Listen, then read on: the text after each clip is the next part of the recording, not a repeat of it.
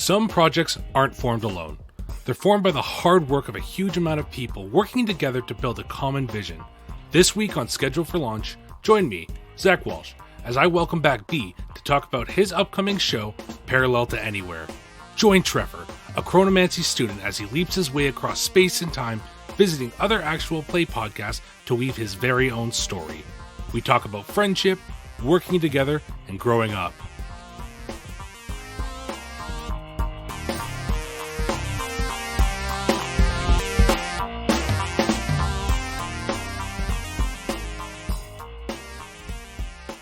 Welcome to Schedule for Launch, a podcast to discover the projects that you may have missed. And this week I am super excited for a very special episode because we are doing something totally different, totally new, but we're also bringing back one of the original people on this show. So B, welcome back.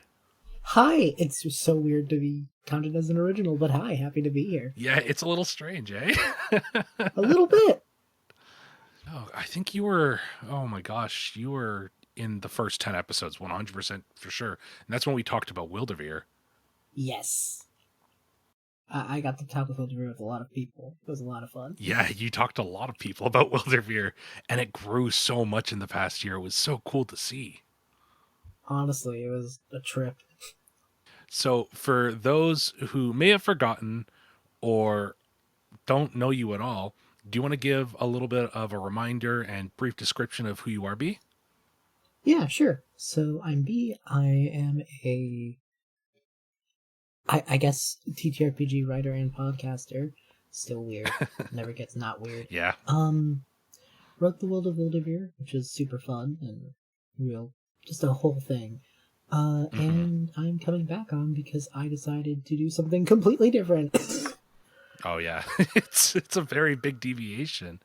So before we hop into Parallel to Anywhere, that very different thing, do you want to give a little bit of updates on some of the cool stuff that's happened since then? Yeah, okay, so the major one is there is a release. There is a, nice, well-edited, ready-to-go release version of World of Wilderveer, which is our anniversary edition. That is up on itch.io and DriveThruRPG. That version of the core rules is $10, because it is... We had to get it edited, we had to get everything primed, there's new art, it's a whole thing. Yeah, very professional. It was bonkers to see it. I'm sure. In January we did a New Year's sale where it went down to about 5, and seeing the people who just took ample advantage of it was really fun. I need to figure out how itch does community copies, because I think that's just such a cool thing. I want that. Yeah, 100%. We'll get somebody in touch with you too, because I know a lot of people who've been on the show have done community copies, and I need more people playing Wilderveer. I need even more people playing it. No, same. The big goal for 2022 with Wilderveer sounds it's a little less dramatic sounding than last year, but the plan is to get everything we've worked on so far up to anniversary edition snuff. That's nothing small. Oh my gosh, between the first episode with you, I think you put out 4 new books between then, at least. Yeah, and I think that's kind of what's made me take pause, because because in 2021 I had done I think the Metro was the latest thing when we talked. So then I think we had gone into Deep Seas, which was pirate themed with that, which was fun. We did the Magic School, which I do remember we brought up a little bit, but we did do the Magic School. Yeah. The Traveler's Guides were finished. My friend Midnight, who I will talk about more later, put in a mini campaign. There was a lot of stuff made, and we have ideas for more stuff, but we came to the conclusion that before we get way too ahead of ourselves, we need to go back and refine the quick churn out of things, get them all up to par, get them ready to be proper continuations. Because when everything was Google Drive, then it all felt cohesive, you know? And now we have the anniversary edition of the core rules, which is really cool and nice and special. and then you want to play more, and then you have to go to a Google Drive line. You know what I mean? Like Yeah, there's yeah, it's a little new- bit of a jarring experience. Yeah, exactly. So the plan is put in the time, get everything up to that level, do a bunch of re-releases. That'll probably take us into 23, to be honest. But like, Probably. yeah, but that's the hope. And in the meantime, I want to do a lot more community stuff. Not to Yeah. put too fine a point on it, but around the end of February, Wildevere is going to be releasing a setting jam. We've been working in Oh. the shadows with some pretty fun people to get some really cool Wildevere stories told, not by me. Oh, that's excellent. I'm so happy to hear that Wildevere's been doing well. So, audience, once this episode finishes, if you haven't listened to what we're about to talk about, either way, go get Wildevere. Go get Wildevere. Play Wildevere, please. I need to go on a trip with my friends. Real talk, if people who do run it, you will never bother by sending me anything in any social media whatsoever, being like, Not at I all. got to play Wildevere, and this is like I want to hear. And also like, Mhm. hey APs who are looking for indie games, DM me. Yeah, really, really do it. B is one of the easiest people to get into communication with. B's super easy to talk to. Thank you. Oh, you're welcome. But enough about that. We're going to be talking about Parallel to Anywhere. So, Yes. what is Parallel to Anywhere? I've been excited to talk about this ever since you contacted me about it. So, Yeah, so Parallel to Anywhere is completely different for a lot of reasons. I think the best way to describe the only consistency with it in Wildevere is that it has a very dumb origin story.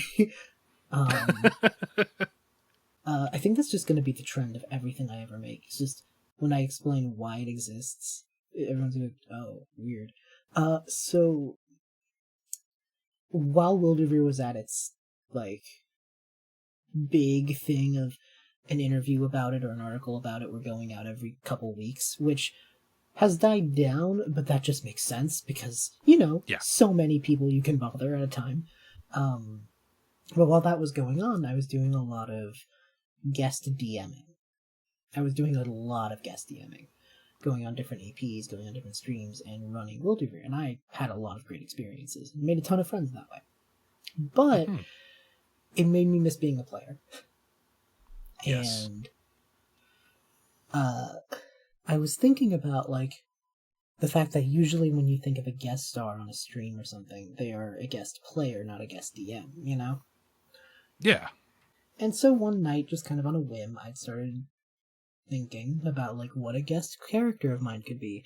And for some reason, I stumbled upon, wouldn't it be a fun little gimmick if I played the same guest character everywhere I went, and made a backstory reason why this little guest character would just keep popping into other people's streams. Yeah. That was where it started, and then I was just like, what if this is just like a dimension hopping time wizard? That feels weird enough to work, And that grew into, well, what would be a fun twist on that? Maybe they're a learner, maybe they're a kid who doesn't really know how this stuff works and is just popping in from place to place accidentally. Yeah. So that way there's no like, oh yes, I am sent from the future to blah blah blah blah blah. No DM needs to give him a big reason to exist in the space. He could just literally stumble his way into guest stardom, Yeah. And that person became Trevor, Trev. right? Yep. And Yep. somewhere down that line, I was like, well, that's a fun character. I'm happy with that. I will close the book on this. Idea solved. And then, like, a week or two later, I was like, man, I know what I gotta do. You got the bug. Yep, this has been something that has been in my head since I think March of 21. Oh, wow. Oh, yeah. We were, like, in peak talking about Wildevere when Treff first knocked on my brain door.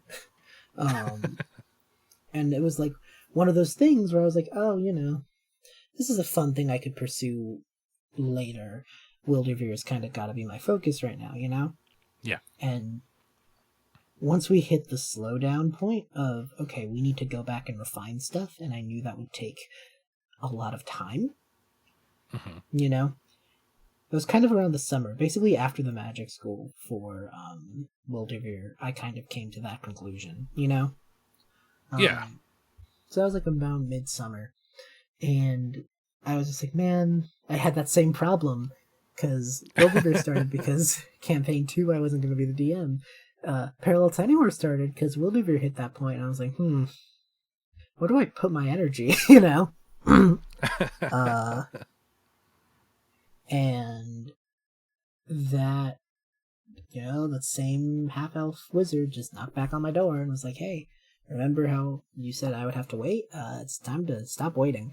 And that became the start of Parallel to Anywhere. Really, the funniest thing about PTA is that it is a series of coincidences that created this show. Genuinely, Oh, really? yeah, like everything down to the name is just one of. There's a story in every little detail, you know. Yeah. Yeah, that makes perfect sense. Mm-hmm. I will tell very quickly. For the longest time, this was just Time Kid. That was what I was calling this idea, and I told myself I I will have a remember that. better name for this. Yeah, I will have a Yep. better name for this eventually. Yeah. And one night, I was sitting with my friends who were helping me with the project, and I was like, "Okay, there's no getting around this at this point. Like, we need to just sit down and think of a name. We can't keep doing this, you know." Yeah. And we were tossing a bunch of stuff around. We were going with words that sounded nice and sticking with those themes. And then I was like, what if this is like a really cool sounding name, but the acronym is really stupid? I was like, what if the acronym is like just objectively bad, but the show name is very good? And somewhere in there, Parallel to Anywhere happened, and I lost my mind because I was like, it's a PTA meeting, and so I was just, it stuck. Yeah, that makes sense. I remember really early on, before it was even called Parallel to Anywhere, I got a message from you. It was like, hey, I have a pitch for something. Do you mind reading it over? And I was like, yeah, sure. And I got what might be the shortest document I've ever gotten from you. It was like 3 paragraphs long that just basically hit the rough outlines of who Treff was, the vague idea of what it would like, what the setting would be, what the plot would be, and then the last one was just a short list of people you were wanting to reach out to see if they can make it work. Yep, it expanded very quickly. Yeah, I could see. The big challenge with Parallel to Anywhere really was that I had to backwards compatible a story. Oh, I guess you would because they're collaboration episodes, right?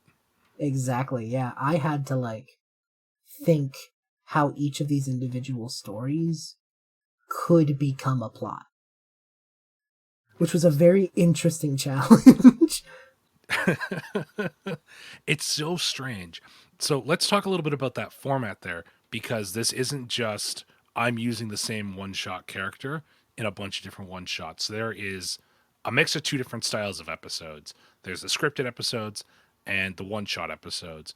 Let's talk a little bit about that formula and how the recording process worked for that. Okay, so very early on, I knew that it had to be two separate things Hmm. because I wanted to tell a story. I wanted this to be a cohesive identity and not Yeah. just loose scattered one shots, because if it was loose scattered one shots there would be no point in having its own podcast host, because then you know what I mean. Yeah, 100%. Yeah, so I knew it needed a plot, I knew it needed a story, um but I also knew I wanted to have him show up in these other worlds, and Hmm. the easiest way to pitch that to a D&D group is just a guest star one shot, you know, Yeah. because otherwise they need to get invested in your lore the way you need to get invested in theirs, and it's a much loftier and much more time consuming collaboration. Yeah. And luckily I was very lucky that there were a lot of really cool people who saw the strangeness of the pitch and were morbidly curious, probably. And so in between scheduling each of those individual one-shots, I then had to turn around and think, basically after each one-shot, I had to be like, okay, how could this work? How could I make this a plot point? What could I do with this? You know? Yeah. Because the first stuff I did for Parallel to Anywhere was those one-shot recordings. It was the first one I did actually was a stream with Stella, who runs Adventures in Asteri, which Okay. that was a very fun one. Then some of them were streamed, some of them were not. Some of them are actively in existence in other places, and you could listen to the episode before I touch it up to be a Parallel to Anywhere episode. You could just listen to the raw one shot on other people's channels. Like that is a thing, which is very funny. Oh wow. It kind of fits into that time travel theme. Oh, it super does, and that's why I loved it. Yeah. Like that's like the me who thought this was like 4D chess and very deep was just like, oh, that's so cool. You could basically catch this like splinter in your podcast feed's timeline, and then later on, oh, the revelation, you know, oh, it's this. And Yeah. I thought that was neat, and then I was like, that is incredibly pretentious. So then I was like, you know what? It's flavor. It's fun. Shut up. Yeah. So there's a lot of moving pieces here, and I know that when this was first being developed, it was only, I think, 10 episodes long, roughly. How many are you up to now? I think we have hit 15. Okay. So not too much bigger than you. No, It's a lot of work, but it's a lot of work, and and the jump to 15 was because I did that thing that everyone tells you not to do, of you cast a really wide net because you're certain there's going to be no more no's than you get. Yeah. And then there were more yeses than you expected, and then I felt bad, and then it turned into like and then the pacing became a thing where with 10 episodes I felt like you couldn't get everything I wanted to get done. Yeah. Most of the additional scripting was extra scripted episodes. Because I had originally imagined a scripted start and end with one-shots in the middle. Yeah. And then I realized I think I need more space in the middle to tell the story proper, you know? Mm-hmm. But there were a lot of moving pieces to this. There was the scripted episodes, like you said, there were a lot less originally planned, or was there a lot less originally planned, or was it just kind of like flowing through and putting them where needed? It was definitely a lot less than originally planned. I was hoping to only have to do like 2 or 3, maybe one in the middle that like was the catch-up episode, you know? Yeah. It didn't go that way, and I'm happier for it, I think. Yeah. Because there's a lot of Parallel to Anywhere as a story of improvisation, to be honest. Yeah. Because a lot of with a scope as big as it got, with a pitch as weird as it got, you can imagine a lot of things fell through the cracks and fast. Example being episode 3 was kind of cursed, and also I need. Oh no. Yeah, but I will also say, this show was not recorded in order, because of the one-shots and the nature of scheduling. The show was not recorded in order, but because of that, I am like very aware of the pacing of the season, because I needed to be. Yeah, it's super important. Yep, because basically we started recording with episode 6, so I was like, okay, I need to make some big decisions about the character arcs very early so I know where along the trail these one-shots fall, you know? Yeah. For example, in the very early episodes, the multiverse element of it is lost on Treff. He is convinced it is a time travel thing. Okay. It's about episodes 4 and 5, 3, 4, 5, where he comes to grips with it is a multiverse thing. which means episode 6, which was the first one I recorded, I had to be completely understanding that this was a multiverse. Oh, man. Yeah, and then when I did the recordings for episodes 2, 4, and 3, I had to forget that. Yep. Treff and I have a very close dynamic now because I needed to play him at different parts of his character's timeline. Yeah. Sometimes back to back. That sounds rough. Yeah. Like sometimes I would have to go from like, okay, today I'm recording episode like 11, and then 2 days later I'm recording episode 2. Oof. It was a fun challenge. I think it works out. I think it works out, and I think that's why there needed to be more scripted episodes to make sense of it all. No major spoilers here, but I will say the last 3 episodes of the season are all scripted in a row. That makes sense to me. Hey, B, I just realized something. We're like 20 minutes in. We forgot to tell people what the plot of this show is. Yeah, okay. We should the meta story of this is so interesting. We should probably tell the actual story. Yep. Okay. So, Parallel to Anywhere follows Treff, this half-elf wizard who I keep talking about.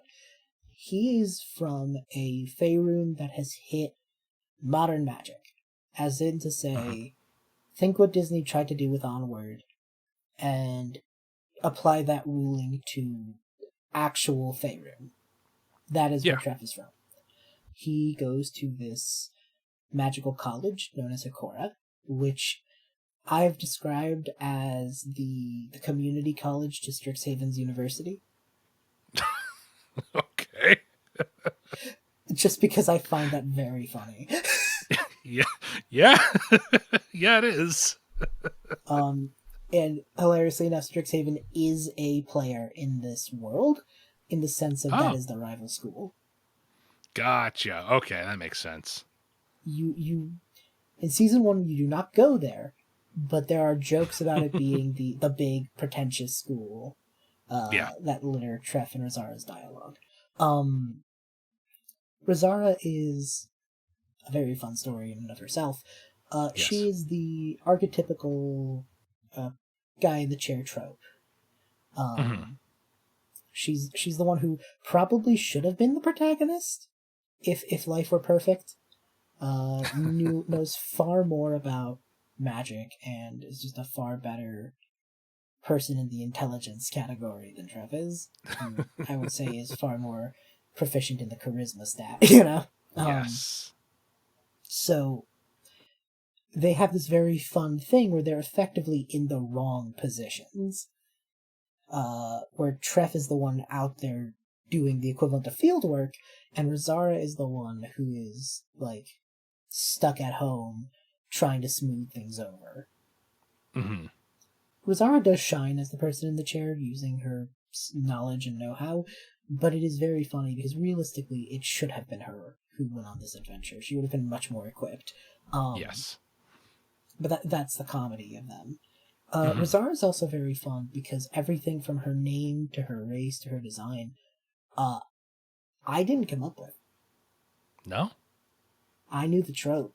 And I knew who I wanted to voice them. I knew very early on that Midnight, my friend, who has been in Wilderveer stuff with me, they play Scales in the Wilderveer show, and just as actively been in my circle, I was just like, this is someone who could do that trope really well, you know? And so I approached them about it and was like, I know the trope, I know nothing else. Like, go off, you know? And she got to build her as if she was like a D&D character, and she does feel Razara is her D&D character in a way, which is really nice. It does help, though, because a lot of Treff and Razara's dialogue is improv. I was going to say impromptu, and then I tried to change it to improv, and it sounded really weird. A lot of it was improv, meaning we both needed to be very aware of how our characters interacted. Yeah. And the fact that she made Razara from the ground up does help that a lot. So, in general, that's sort of the formula. Tref's watch that he used from a chronomancy project to get the assignment done goes awry, as things tend to do, and now he has no knowledge of how it works, and he's being sent from world to world. Whenever the watch fully charges, it sends him somewhere else, and the goal of the show is just get him back home. Okay. Yeah. Along the way, it is all the crossovers, and you get to do some really fun character development stuff. Mm-hmm. I was going to say there, too, that having listened to the World of Your podcast, your interactions as Tref and Lazara, they feel like you two. It feels like conversations I've heard before, not in a bad way at all. You play off each other super well in that the holiday special that was released. Yeah. Mm-hmm, Yeah, so mm-hmm. there's this vibe of I've heard these two people do this before, not in a bad way, but I've heard these two specific people have this conversation at least once before. Yeah. Me and Midnight played very well into our own personalities for these two. Yeah. Which, again, makes a lot of sense because we had to backwards compatible the story. So trying to play radically unique characters was just not feasible. You know? No. It was both a need for the sake of the way things were going to work out, and also it led to us just being able to riff on each other the way we usually do, which... Yeah. Oh, it's great. Honestly, the interactions between Tref and Razara are the heart and soul of the show, honestly. Yeah. I'm not surprised by that at all. But you are joined by a large cast of characters throughout this, including the one-shot characters. You and your friends there had a whole new world to discover because you had to do a bunch of hiring for voiceover. That is correct. How'd that go? I think it went really well. It also was very weird. Because the truth... So, it's weird for a couple reasons. While some of the scripted episodes do further the plot, that does not mean they are not crossovers. Yeah. But because they're scripted, basically I made sure my self-referential stuff were in the scripted episodes. Mm-hmm. So episodes 5 and 13 are crossovers with properties that me and Midnight are on the deck of. Yeah. Specifically, episode 5 is a crossover with Midnight and her friend Sushi's project, Claire Fantasia. And episode 13 is a crossover with the Frostwalkers, which was my first 5e show. It is basically my love letter to my first podcast, you know? I'm so glad to hear that got in. Oh, it's so cool. So episode 13 and 5 have a unique thing of there are voices for a lot of these characters already, especially in 13. I just need to wrangle my friends.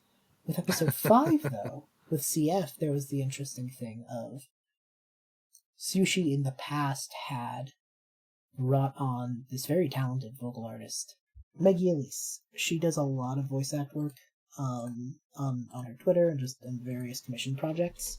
And one of those projects was voicing the character of Aza in a Claire Fantasia little promo that Sushi did, which was just really cool. And hey everybody, sorry about that. This podcast player is a pop-up window, and sometimes one of us closes it. I've done it before. It happens. Yeah, it's fine. It's fine. I'm sorry, but that's okay. Yeah. So yes. So Maggie's a very talented VA artist, and like I said, she did a promo for Aza. So I knew very early that I was like, yep, I need to figure out how to get Maggie to play this character again. Because that is the voice of this character, you know? Exactly. Yeah, so that one was a no-brainer. And one of the other NPCs, I was like, well, okay, there are 3 major NPCs that show up in the episode. Aza, Tomu, and Annalise. And Elise was the hardest one because there was no vocal precedent, but I just knew that Sushi had imagined them to have the Breath of the Wild Zelda accent.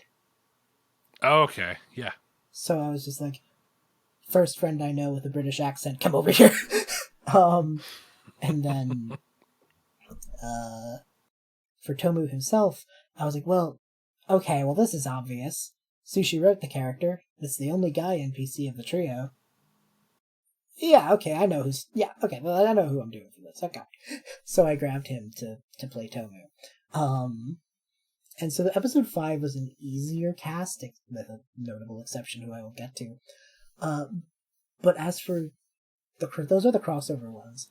With the rest of the vocal cast, it's where it gets weird, because those are when we get into the original characters. Treff and Rosara have a group of friends from the school who they live with, because you never roommate with just one person in apartments in college. No, not at all. And this gets a little bit into the theming of the show, but, you know, a time travel story is a great way to talk about change and moving forward, and, like, that kind of theming. So it became a very clear idea in my head that Treff and Rosara's friends are a year ahead of them. And they are about to leave Hikora. This is their final semester, and Treff and Rosara have a year alone coming up. And so, in that idea, which I was very like, okay, this hits the theme, I looked back. And me and my friend used to do, like, 2-person campaigns when stuff would fall through, but I was already over at his place, you know? Yeah. And one of the things we had done was a magic school. And... Oh, convenient. Yeah. And so I looked through that old document we made of all the NPCs and stuff, and I took the player characters from that campaign, which became Bisman and Rowan, and then took 2 of my favorite NPCs, who became PTA's versions of Mai and Hawk. Okay, yeah. And it was just like, these are the 4 I remember from playing this game. I love them. We're taking them. we're putting them in the story. We're making them the mentor figures for Treff and Rosara. That's so fun and self-referential, you know? Mm-hmm. Immediately my thought was the person who played Rowan was going to have to voice Rowan in the show, but extraneous circumstances, you know? Yeah.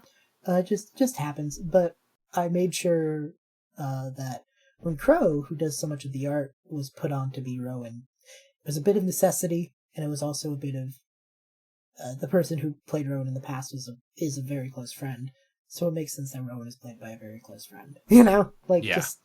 just works. As for Bisman, I knew Bisman's VA from just, like, around, you know? Yeah. Friend of a friend kind of deal. And I was just like, as I was writing this character, I was just like, wait a minute, I know who should, you know?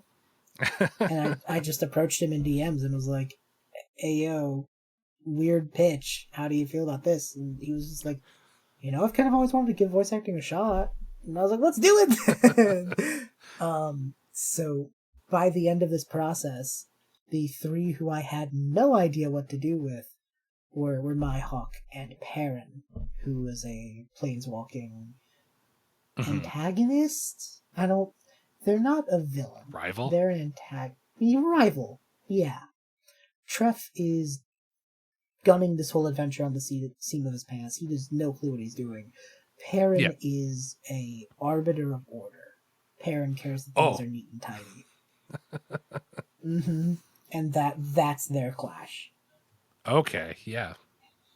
Specifically, Perrin wants to make sure that someone stumbling their way into a new dimension doesn't incidentally cause the butterfly effect to go off so hard and everything falls off the rails.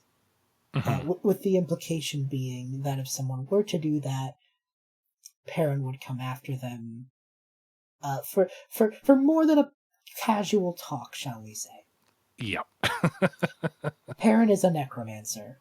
That is all I need to get at. So my Hawk and Perrin were the three who I was just like, there is no vocal precedence for these three. Perrin has existed in my head as sort of my Magic the Gathering OC. Yeah. And Mai and Hawk were NPCs in a game two people ran for fun. I had nothing, you know?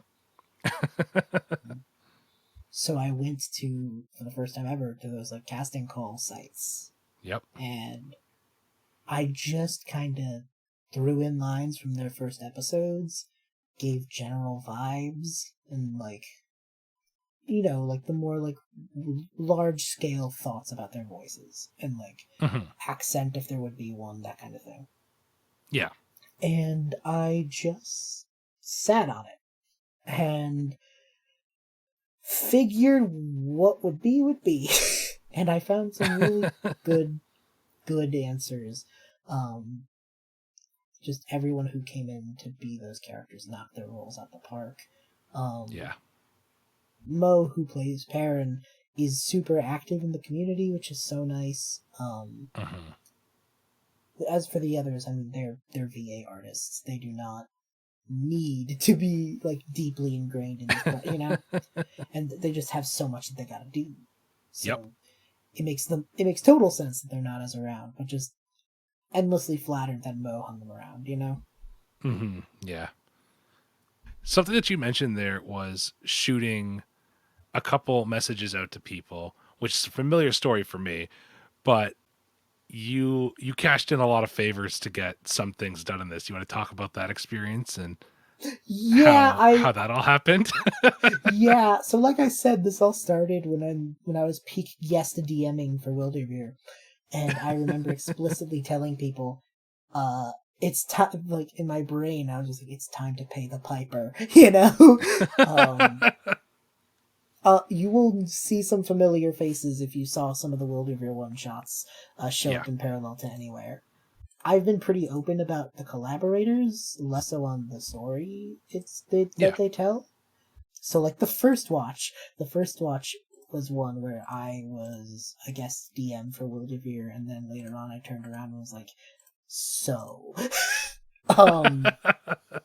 Yeah, the first watch is a great example of that. And there's a couple of people who just kind of fell into my lap, you know, and just kind of met them by chance, asked the question, they said yes, and we got a one-shot going, and it was cool. I think one of my favorite stories of just happenstance, you know, two of them, were Heartbeats and the Tall Dwarf Tavern. Okay. Heartbeats is not a D&D show. I was going to say, I don't recognize it. Yeah, Heartbeats was, at the beginning, running Ryutama. Oh, that is very not D&D. Yeah, and they were running Ryutama so well that slowly but surely they stopped needing Ryutama and just turned into a storytelling improvisational show. Wow. It's a very talented group of people, and I can't tell you how. I forget. It happened so early in. Heartbeats' team and I got together, and we talked about how fun it would be to have Trev show up in Heartbeats, because it's a very different world. And episode 4 is one of my favorites. It is one of the few episodes that was a one shot that I got to bring Midnight in for. Oh, yeah. So because a lot of the one shots were scheduling based, we kind of hand wave it with like watches at low power. You know, Rizara can't always be around, kind of thing. But episode 4 was one of those cases where I could get Midnight to be in the booth improving Rizara, and it was so fun. Episode 12 was I went in with Tall Dwarf Tavern fully expecting one shot, you know, same deal, same story. Yeah. They were like, and like they tossed me an idea for their time traveler based world build and character, and I was like, this is really neat. Okay, we can work with this. And then it slowly morphed into like, there's so much I would need to explain because this concept, I guess, permeates multiple seasons of their show. Oh. They decided for their own sake that it would be easier to write a script. And so episode 12 is guest written. Oh, that's cool. That's super cool. It's very cool. It's something I want more of in season 2. I would love that to happen again. Just other people taking the reins of these characters. Mm-hmm. It was a long process because it's a long script, but oh my god, when the finished one was in my hands and I was reading through it, I was just kind of like, oh, this is so cool. Yeah, this is the only scripted episode that I did not write, which is, so cool. It's so cool. It's such a cool experience. It just blows my mind. Yeah, and I think the funniest thing, one more, like, just, the tales of this project. Episode 3, I kind of alluded to, was kind of cursed. We recorded half of it. We couldn't schedule a second half. Stuff happened. It was a wild thing. Yeah. And then we lost the recording for the half we did record. Oh no! Oh yeah. And so it became very clear that whole group just was not gonna work. But that was the government assigned sci-fi episode. That was the in space, you know. Okay. And so we decided, for the sake of just, not running through this ringer again, that we would do episode 3 in-house. Okay. So Crow is running that episode. Oh! Crow DMs that episode. It is a one-shot, and a lot of the players are players that Crow has from IRL games and from their mini project, which was Embers. Yeah. So, some of the players there are from Embers. Some of them are just people who. One of the editors, one of my friend Michael, who edits a lot of the stuff, they show up to play a character in episode 3 just because Michael's around. And Midnight shows up to play a character in episode 3. She's not playing Rosara. She's playing Ro, a half-orc wizard from a not Hakora. This is the first hint that this is a multiverse. Oh, I love that. So it's like the exact same character, but some very slight adjustments. Exactly. I won't spoil the thing. No.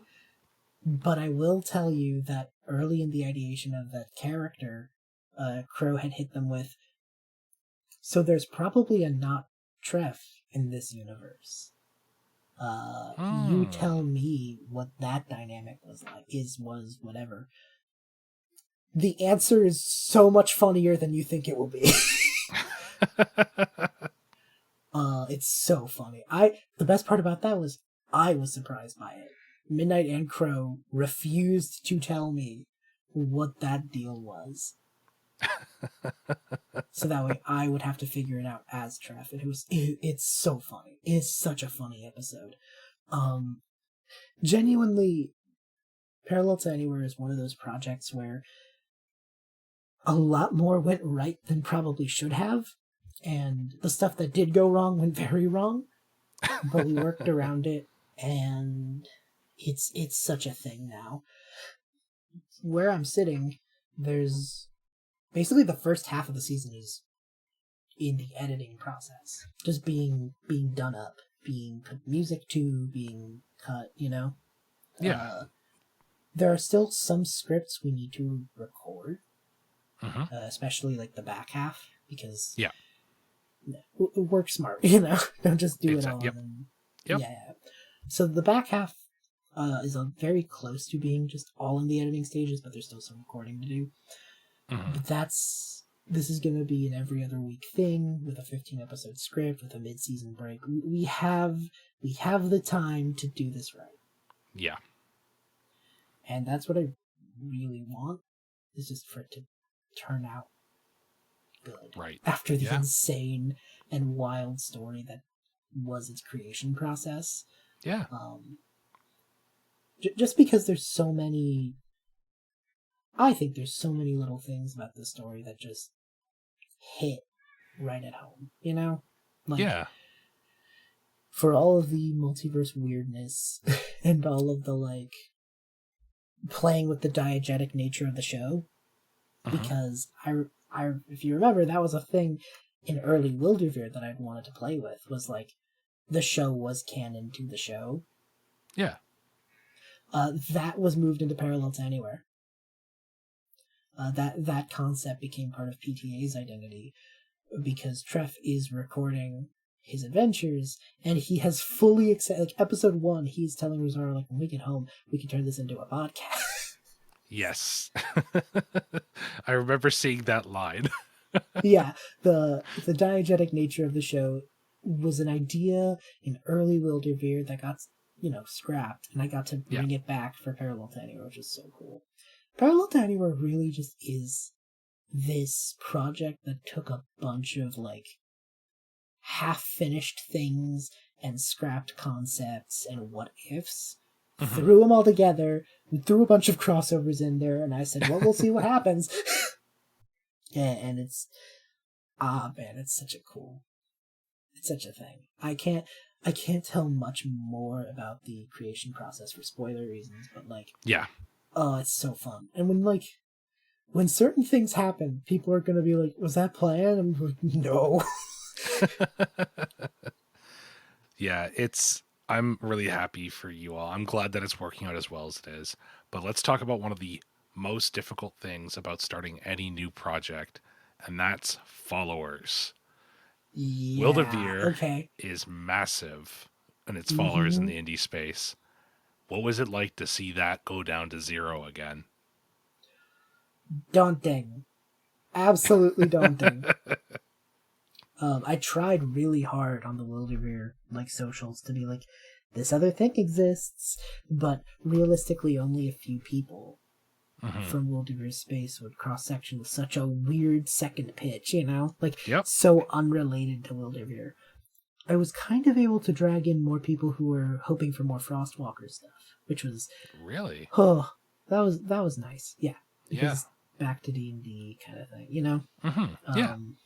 and new friends have definitely come along for the PTA ride, which is cool. Yeah, it's hard because, like, with two projects like Wilderveer and Parallel to Anywhere, I feel like I am juggling. Because, like, I can't... Before, I could just, whenever I felt like it, I could just post on the Wilderveer socials, and that was like, hell, I was done. Now it's like, okay, I gotta do both. Okay, I gotta, I have to do 2 self-promo Saturdays. I have to do 2... Yep. Oh, yeah. It's a lot to keep up with. I think that people who listen to podcasts or follow tabletop role-playing games, like, there's a lot of behind-the-scenes work that we do to make sure that A, we're seen, B, other people are seen. Yeah, exactly. It is a lot.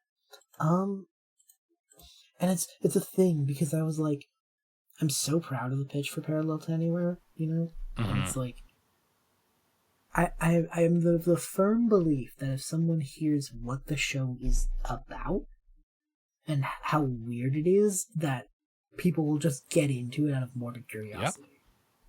I mean, that's how I got involved, right? Yeah. And, like, but that's the hard part to convey on socials. Yeah. Like, I feel like if I was able to have this conversation kind of deal with people, I think people would just be curious about how it all plays out. I'm curious how it's all going to play out. Really? Yeah. So am I.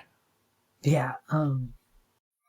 It's such a thing, and it's weird because it is simultaneously something that, not to put a pretentious point on it, but it was like, I have not seen anyone try something this dumb before. Probably because it is a weird hodgepodge of things. And is kind of a mess. It's only a mess if it doesn't work. Yeah, it's only a mess if it doesn't work. To everybody who doesn't know the finagly bits, it's not a mess. It's just the finished product. Yeah, it's just exactly. The show. And I think the show is gonna be great because at the core of it, the thing I always tell people is Parallel to Anywhere is a show that is a weird. It is a weird pitch, but it is grounded in a very easy to understand thing. Yeah. Because I think at the end of the day, besides all the multiverse weirdness and all that stuff, it's just about growing up, you know? Mm-hmm. Yeah. It is just, what do you do? You know, how do you find happiness? And just those kinds of questions. And Yeah. I remember early on, the thing I really liked about the pitch was it didn't matter what adventure was had in each episode, because so long as the point was there that Treff was meeting people from all different walks of life, from all different ideas, who have different beliefs, who have different, like, just, you know, then it succeeds. Because Yeah. he can take that in and just see the vastness of, you know, just everything. Yeah, I think exactly. that shows through, I think. And the relationship with Rosario deepens in a very just nice way. It's a good... the characters, I think, make this show. They are the heart and soul. They are the thing I put forward first. I just think it's really special. I'm glad. I'm really glad. This has been something that I've been like very, not quietly. I talk about it from time to time on other things too, but this is something that has been on my mind, something I've been excited to see. There's been a lot of back and forth. I've gotten to see a lot, and just like watching it all start to unfold, talking to you and other people about what they're excited about, seeing those posts in their Discord server. There's a lot, and I'm excited about the excitement. I think that's what it is. Yeah, I think I'd agree there. I I'm so excited. I'm really hoping February is the month, you know, where episode 9 drops and I can finally... because and I can't blame for the time, because it's such a thing. It's such a behemoth, you know? It's huge. Like, it's very big, and we have to take it slow, otherwise it's just not going to be good. But I can't help it. I can't help but be like, this will be the month, you know? And, I mean, I hope so, but... Well, like you said, you started putting this in development last year, and recording started not the summer. Too long ago. Yeah, in the summer. Yeah. Which, and like, in projects like this, is not that long ago. Like, in retrospect, No. it's not that long ago. Especially when you're doing out of time, like, out of order recordings. Oh, that yeah. is, like, key. Mm-hmm. And, like, still having to think about Wilderbeer. You know. Yes. Yeah. Because it's not dead. And, like, I have been less active. Oh, for sure. Mm-hmm. Yes, 100%. Have I have been a little negligent? Probably, realistically. But that is just coming from that place of, like, I can only do so much, you know? You're one person. Yep. I totally get it. And Parallel to Anywhere is just one of those things that, like, once I start... Because I remember I was like, okay, I'll write the first script, I'll write the first episode, and then, like, I'll take it slow. And once I finished that first script, it got its hooks into me, and I had to just push on. I had to see it through. It was just so weird and so different, and... I don't know, it's one of those things I know I'm going to look back on no matter what, just because it already means the world to me. And I think, like, one of my favorite things was when the holiday New Year's thing came out, and seeing, like, how many people were, like, feeling kinship with the characters already. Like, people just saying, like, oh, I do that, or, like, you know, like, things like that. Just that alone hit exactly what I had wanted.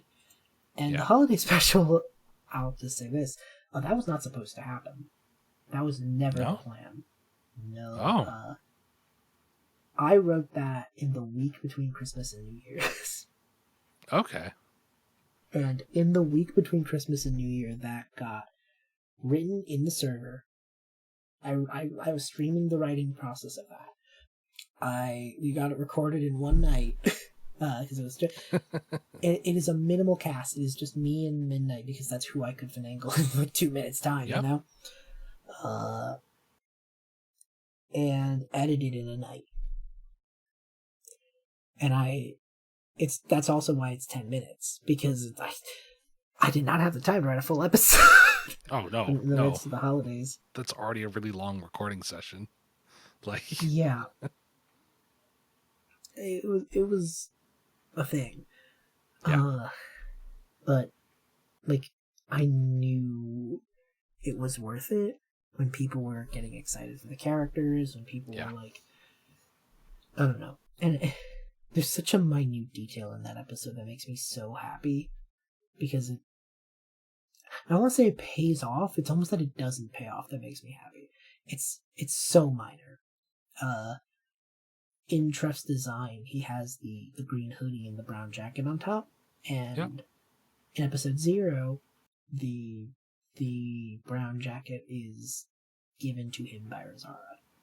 Yeah. Which is such a little thing, and because it was a prequel episode, I obviously couldn't touch a lot of things that I would like to. So I was just like telling such a very simple story. Yeah. In 10 minutes that just focused on the banter, focused on the characters. I think it does preview the show, but it previews what I think is the most important part, which is Treff and Rosara's dynamic, and like the rest of the multiverse kind of happens around that connection, and I think that's what grounds the show. Really. Yeah.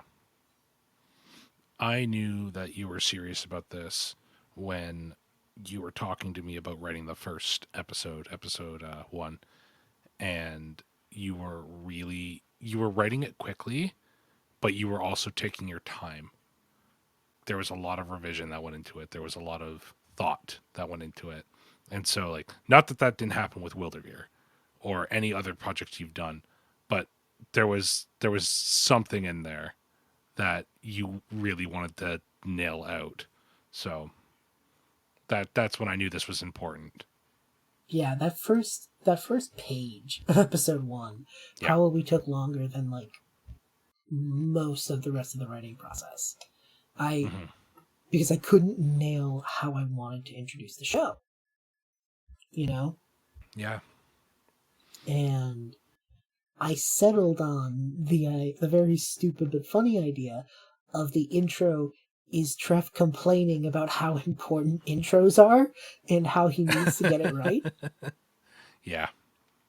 And I was just like, it's a little meta, and so is this whole thing, but like, there's a lot of heart. And even though it's very silly, there's a clear, like, there's a clear heart there, I think, in just listening to this character go off about why it's important that he gives a good first impression. Instead of actually giving a good first impression. And just...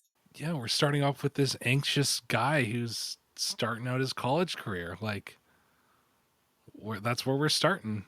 This sweet boy.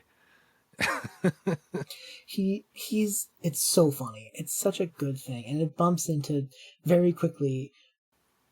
You can tell how much I wanted page 1 to end because at the top of page 2 is Rosara's first line. So like, as soon as Rosara showed up, I was like, all right, we're good. This is the part I can do, you know? And then I challenged myself later on because I was like, man, at page 1 hurt because it was just Treff's head, you know? Yep. So then I was like, what would be the dumbest thing I could do to myself? What if I set an entire episode where he's by himself? Oh. And then I did that. So page 1 was the whole script now. Oh man.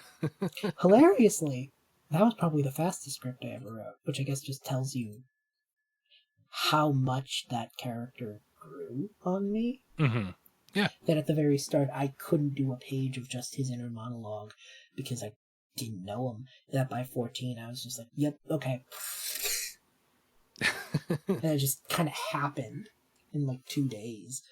And I was just like, yeah, no, I think that's a little bit of a telling thing. Mm-hmm.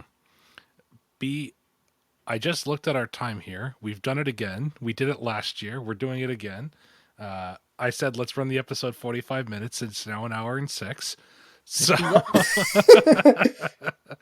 we're gonna start wrapping it up a little bit. But I got 2 more small questions for you. Well, maybe the one's small. I'm not sure yet. It depends on how you answer it. So since you were here last year or last time, it's almost been a year now, and I asked you back then what was some advice you could give to people. I'm trying to move on from that because you're back. So, what's some advice you can give to those people who are maybe transitioning between projects? What are some ways that you prevent burnout from your projects? What are some things that you do for self-care in your relationship with your work? I think working on projects with people you like is very important for this. Because sometimes hanging out with Midnight means reading a Parallel to Anywhere script and recording. Yeah. And that's just how we hang out. Yep. If you love the people you're working with, then even if you're not being productive on the project, it keeps the project something that is fun. Yeah. I will say full stop. This one time, me and Midnight were coming up with stuff, and we just did that thing where it started with, I think this character would do this to this. Okay, yeah, and like just DMing each other like a pitch, and it slowly morphed into dialogue, and then an hour later we had written out a text RP, There we go. Yep. And then I'm gonna be frank about this. I kept as much of that text RP as possible and just copy pasted it into an episode. I'm so glad to hear that. I don't even know if Midnight knows that. When she hears this, she'll know. When she hears this, she'll know. I don't even know if she knows that. But yeah, no, that like wholesale made it in. A few details had to change because the story changed. But and we built MTG decks based on Treff and Rosara and their playstyles, what we'd imagine their playstyles to be. Episode 9 turned into, we had done that. It was fun, and we were enjoying it. And then we realized that we could write jokes about this. Mm-hmm. And that became episode 9. Episode 9 is another scripted episode. It is a very comedy-centric scripted episode. It is... The way I pitched it is every show nowadays is doing the episode where the characters play D&D. Yep. Well, we're already in D&D. So episode 9 is the characters playing the sister game. They're playing Magic. Specifically, okay. Rosara is the one playing Magic, and Treff is the one standing there in the corner going, "What are you talking about? I don't understand." That's me with every Magic the Gathering conversation. It's so funny. It's so funny because I have so many MTG nerd friends now that I get to pull for jokes. The joke that started this whole pitch was just in I think it's the first Harry Potter movie. It's been forever since I've seen these. Where they play chess, but they have to take the pieces of the chess pieces or whatever. Oh yeah. They smash them or something like that. Yeah, that, but with the cards. So Treff has to fill in the space of one of the cards, and of course, because Rosara's being a snarky friend that she is, he is not the strongest one in her deck, obviously, just because that's funny. Uh-huh. And situation arises, his card goes to the graveyard, and they need to discuss what does that look like if he's a real person. And so it's this joke is what sold me on making this an episode. It's just Rosario yelling at him, "Go stand in the corner and look at the wall." And he's like, "Why? Because you're dead." No, I'm not. That's incredible. It's so dumb, but it was so funny, and we get to be a little self-indulgent in what makes it to being an episode, and because I'm using like the serious parts of MTG's lore, like Planeswalkers and all of that. I get to use the silly. Yeah. But that's what makes projects fun. Going back to the question, that's what makes projects fun. It's just being with friends. Being with friends and just the weird chains of events. All right. Well, final question of the night be, where can people discover more about you and Parallel to Anywhere? So there's a Discord server for Parallel to Anywhere, and there's a Twitter, which is at P2Anywhere. There's an Instagram. There's all the usual socials. The Discord server really is what I'm trying to grow, because that's where we get like listening parties and everything. It's a lot of fun. There's already so many cool people there, but it's a lot of fun. There's also the YouTube channel that has all those promotional stuff that's there. Yes, and episode 0 is on the podcast feed, as is the cast Q&A. So yeah, there's more on the YouTube, including like a preview scene of one of my favorite episodes. We do a thing on the Discord every now and then, which is the Creative Club night, where we spend 45 minutes and we just work on something. And there's like a prompt list for people to get started, you know? And I always forego the prompts, because what I always do for 45 minutes is grab a scene that I really, really like, edit it up, and then put it out there. There's like a little hint scene, you know? Yeah. They're always like 2 to 3 minutes. And it's such a nice little tradition. Yeah. I think the most recent one I did for episode 5, by the end of it, people were like, "What is going on in this episode? Oh, I cannot wait. That's episode 5? B, why would you do this to us?" So, you know, it works out. Yeah. As always, audience, those links are going to be down in the description below this podcast feed there. B, thank you so much for coming back on. This is totally different than something we usually do, but I am so glad that we did this, because it was just like a nice decompressed day, and I got to talk about something that I've been watching slowly shape over the past 6 months or so. Yeah. Honestly, the fact that it's taken as quick as it is like a strange thing. Because I feel like it should have been like 2 years in the making, you know? And so thank you so much for coming to share it with us. Audience, thank you for listening. B and Parallel to Anywhere, they're scheduled to launch really soon, like hopefully February. So hopefully we'll let you know when it's launched there, and we'll update the feed if it does before it comes out. So take care of yourselves. Have a good night. I'll see you on the next one. Bye. Bye.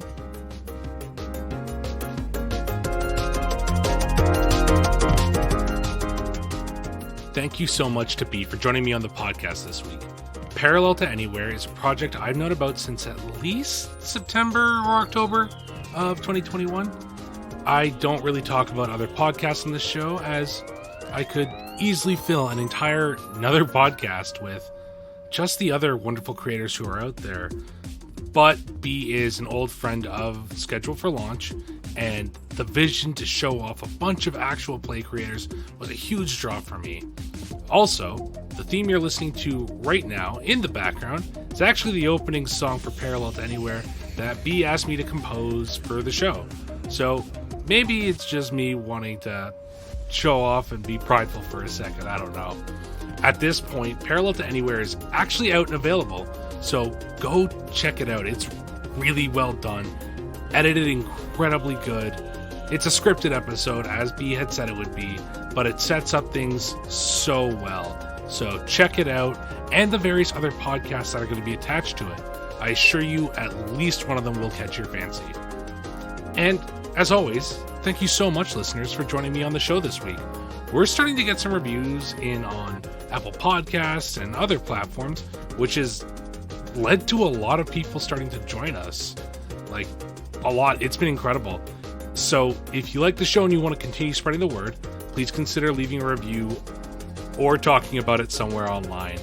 With podcasts like this, they're pretty niche, so it's hard to get some growth, but we've done a really good job, and I just want to say thank you so much. Really, I truly do mean it. Next week, we'll be having Emily on the show, otherwise known as Too Many Feelings 5. She's going to be on, and we're going to be talking about her catalog of games. Emily is rad. The games she makes are a lot of fun, so come on, join us next week, and we'll talk about things like Jane Austen style period games and a game about Toad and Frog from the classic children's story Getting Married. It's wonderful and lovely. I hope to see you there. Until next time, take care of yourself. Bye.